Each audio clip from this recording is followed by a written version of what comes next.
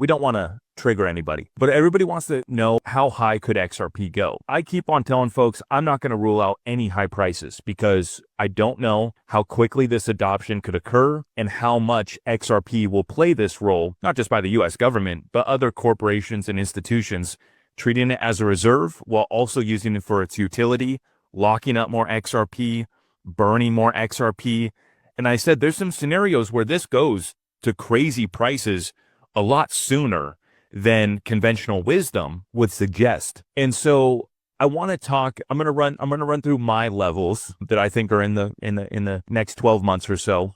And then I want to go through some hypotheticals on how we could go somewhere real silly in the not too distant future. My opinion is we got to wipe out a lot of sellers want to hit the exits between now and about $10. And so my opinion is we're going to see a first wave up to about $10. A lot of retail is going to sell off. And I believe actually this is part of the shakeout, right? They suppressed XRP for 6-7 years, got us in a lawsuit.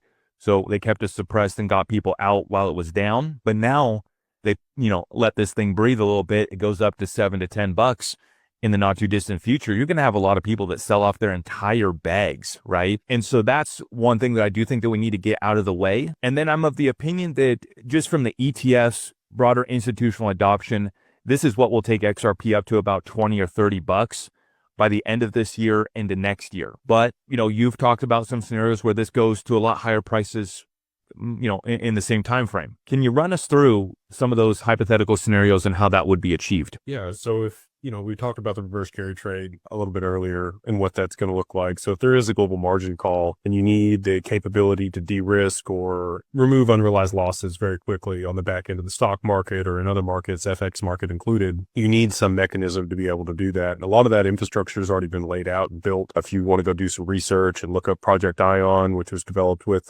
R3 and the DTCC, they finalized that project in 2022, and that's running in tandem with the back end of the stock market. Last year on May 28th, they moved to T+1 with the option to settle real time through a digital asset.